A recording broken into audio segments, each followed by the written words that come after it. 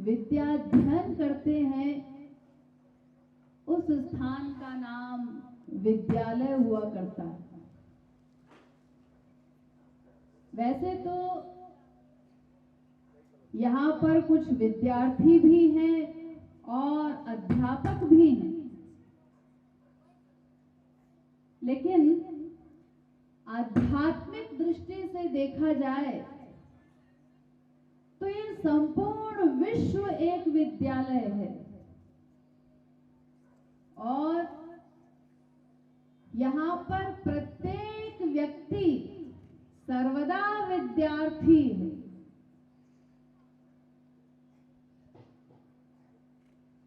विद्यार्थी जो ज्ञानार्जन करने में लगा हुआ हो, तो हम चाहे कितनी ही विद्या अर्जित कर लें, संसार में बड़ी बड़ी डिग्रियां हासिल कर लें, लेकिन हमारे ऊपर विद्यार्थी शब्द सदा लागू रहेगा। चाहे जितना ज्ञानार्जन कर लें, लेकिन हमारा ज्ञान तब भी अधूरा ही रहेगा। ज्ञान की पिपासा हमारे अंदर बनी रहेगी। क्यों? क्योंकि ज्ञान की परिपूर्णता केवल भगवान का ज्ञान प्राप्त करने में है।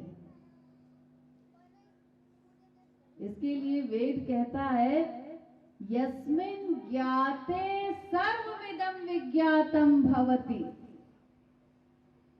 यानी उस पर तत्व का, भगवान का जो अंतिम तत्व है, सबसे परे वाला तत्व, सुप्रीम पावर, जिससे परे और कुछ भी नहीं है, उस ईश्वर का ज्ञान प्राप्त करो। क्योंकि जिसने उसको जान लिया, उसका ज्ञान प्राप्त कर लिया, उसके बाद उसे और कुछ जानना शेष नहीं रहता, फिर और कुछ जानने की आवश्यकता नहीं होगी।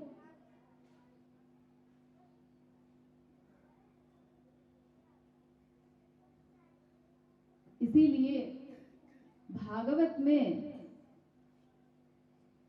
स्पष्ट किया गया, सा विद्या तन्मतिर्यया। वास्तविक विद्या वही है जिससे भगवान का ज्ञान प्राप्त हो, उनके चरणों में अनुराग हो जाए। कुछ बच्चे बीच में बात कर रहे हैं, आप सभी से निवेदन है, कृपया जो मैं बोल रही हूं उस पर ध्यान दें, एकाग्र चित्त होकर सुने।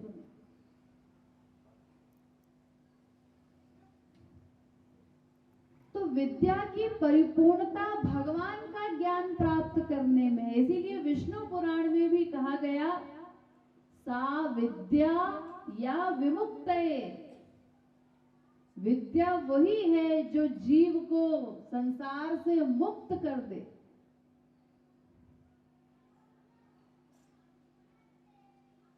तो जब तक उस ईश्वर का ज्ञान हम नहीं प्राप्त कर लेंगे, तब तक ये विद्यार्थी शब्द प्रत्येक व्यक्ति पर सदा लागू रहेगा। सदा ज्ञान की पिपासा बनी रहेगी, हम कुछ न कुछ ज्ञान अर्जित करने में लगे रहेंगे। की परिभाषा की गई, स्पष्ट किया गया धर्म को वैशेषिक दर्शन में, यतोऽभ्युदय निःश्रेयस सिद्धि सधर्मः। यानी जिससे हमारा भौतिक उत्थान भी हो। क्यों? क्योंकि हम दो हैं। एक हम क्या, ये शरीर जो हम देख रहे हैं, जिस शरीर से हम यहाँ बैठे हैं, इसे हम मैं कहते हैं। ये नकली मैं है। नकली मैं क्यों आता है और हर जन्म में बदलता रहता है, नित्य। केवल शरीर बदलते हैं, आत्मा नहीं मरता।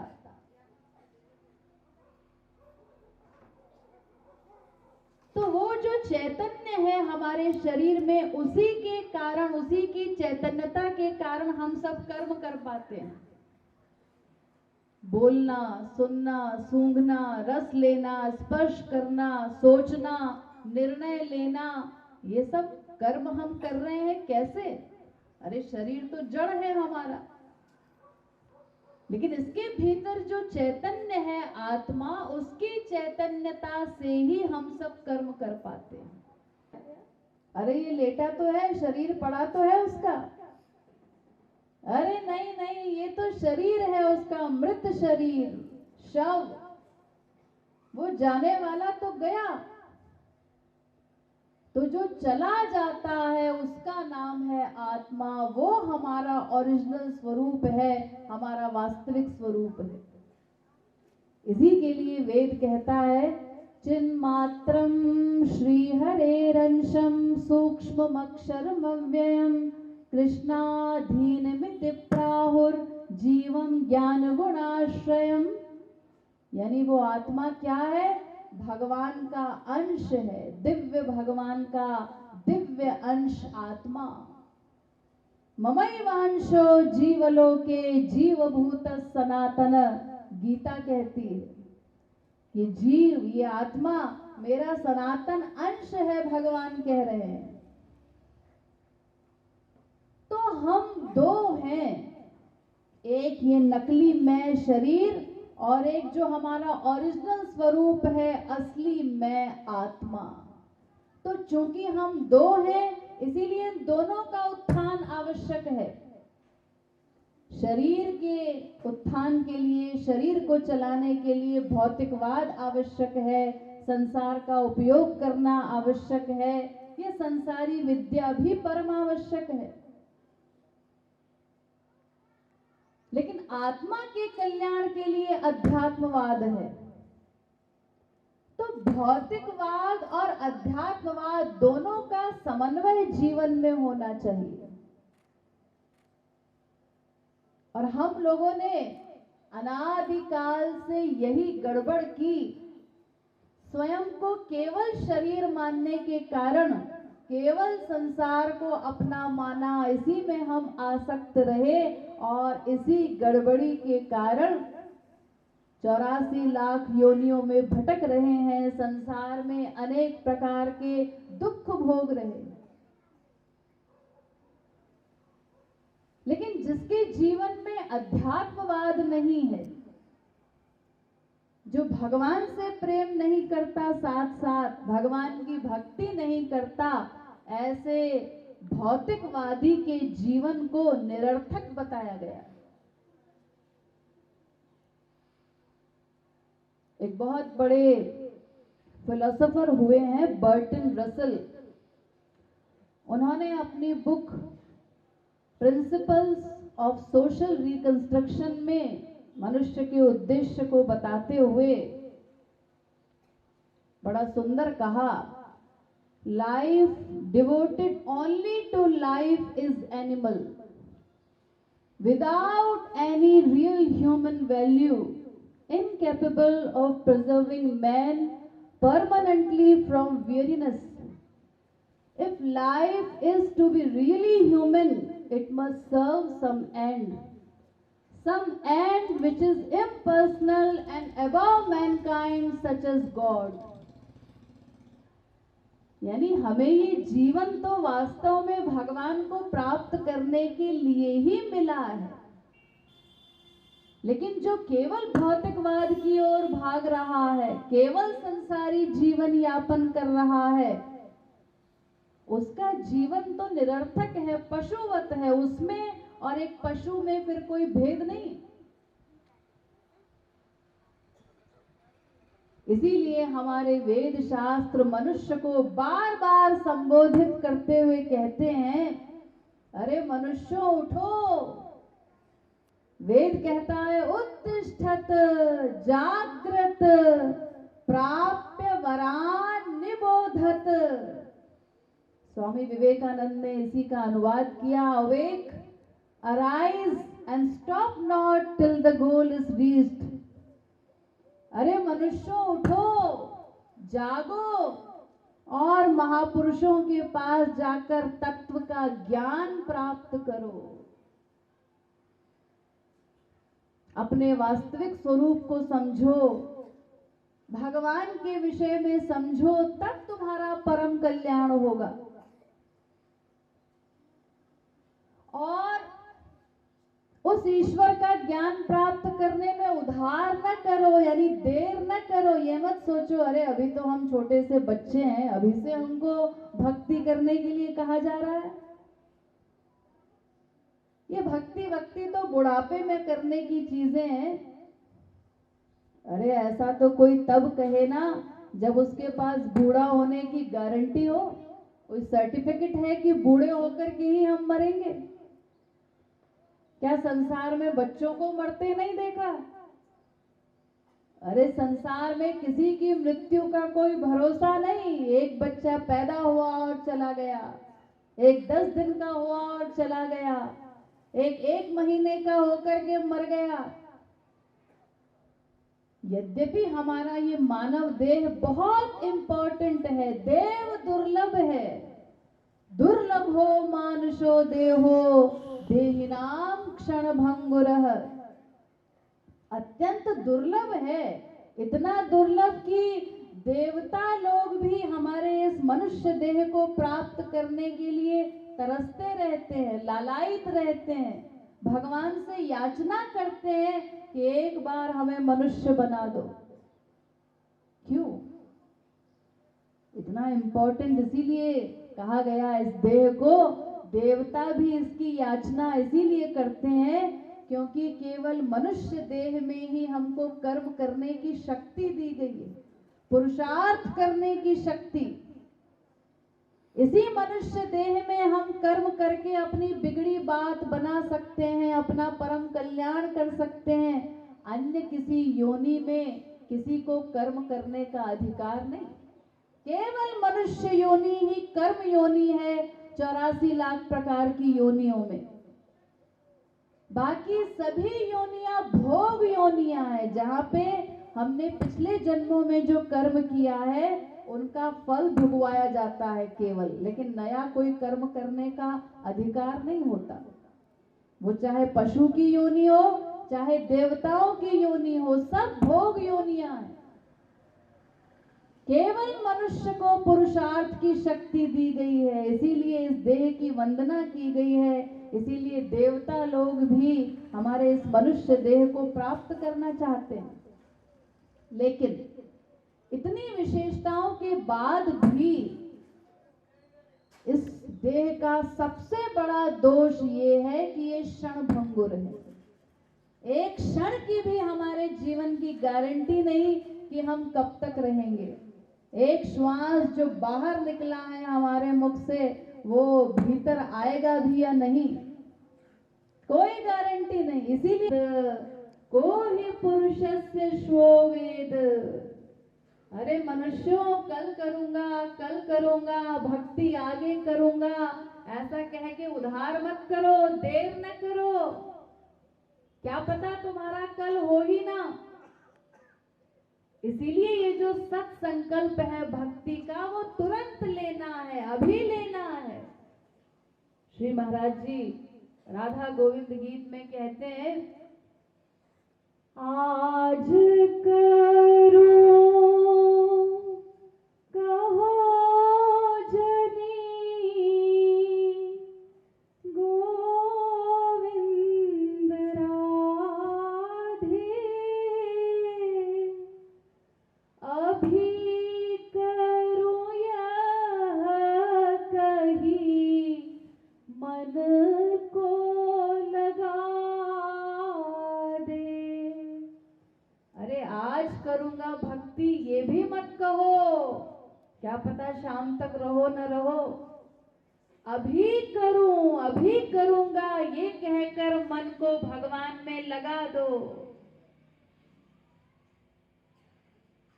प्रहलाद ने उपदेश दिया था बच्चों को, असुर बालकों को, कौमार आचरेत प्राज्ञो धर्मान भागवतानिह।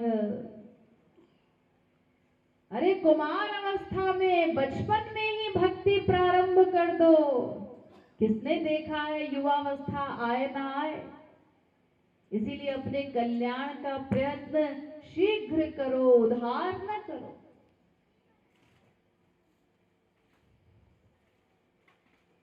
तो मनुष्य के पूर्ण विकास के लिए ये दोनों चीजें आवश्यक है। भौतिकवाद भी आवश्यक है, संसारी विद्या भी आवश्यक है, और आत्मा के कल्याण के लिए अध्यात्मवाद की आवश्यकता है। उसके बिना केवल भौतिकवाद से कोई सुखी नहीं हो सकता। हम जिस आनंद को खोज रहे हैं संसार में, वो आनंद भगवान का ही दूसरा नाम है। वेद कहता है आनंदो ब्रह्मेति व्यजानात् रसो वै सः। उस भगवान का पर्यायवाची है आनंद। तो अगर तुमको आनंदित होना है, जीवन में आनंद पाना है सदा सदा के लिए, तो उसके लिए भगवान को प्राप्त करना होगा। दूसरा कोई उपाय नहीं है। और उनको प्राप्त करने के लिए उनकी भक्ति करनी होगी। तो इस प्रकार हमारे जीवन में दोनों का समन्वय होने से मनुष्य का पूर्ण विकास हो सकता है। हम जीवन में सफलता को, वास्तविक सफलता को प्राप्त कर सकते हैं। आज बहुत अधिक समय नहीं है बोलने के लिए।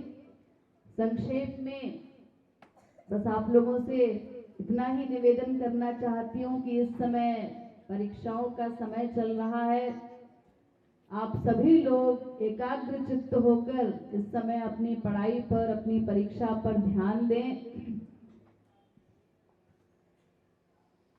कितने बच्चे ऐसे हैं जिन्होंने ठीक ठीक पढ़ाई नहीं की है पूरे साल? वो लोग धीरे धीरे एक एक का हाथ खड़े होते जा रहा है। जिन्होंने ठीक से पढ़ाई नहीं की है वो लोग हाथ खड़ा कर रहे हैं ना? चलिए नीचे कर लीजिए। तो ये अच्छी बात नहीं है। आप लोगों को सोचना चाहिए, पूरे वर्ष आपके माता पिता इतना प्रयास करते हैं कि हमारे बच्चे पढ़े लिखें, उसके लिए धन की व्यवस्था करते हैं। कुछ लोग बहुत कठिनाई से व्यवस्था कर पाते हैं, अपने बच्चों को स्कूल भेजते हैं कि हमारा बच्चा कुछ बन जाए, पढ़ लिख करके योग्य हो जाए। उसके बाद हम ऐसी लापरवाही करें तो ये उचित नहीं है। इसमें लॉस किसका होगा? सबसे हमारा कल्याण हो, जो हमें अच्छी बातें सिखाए, बस उन्हीं से मित्रता रखनी है। पढ़ाई पर भी पूरा फोकस रखना है और साथ साथ अपने जीवन में सत्संग के लिए भी समय निकालना है।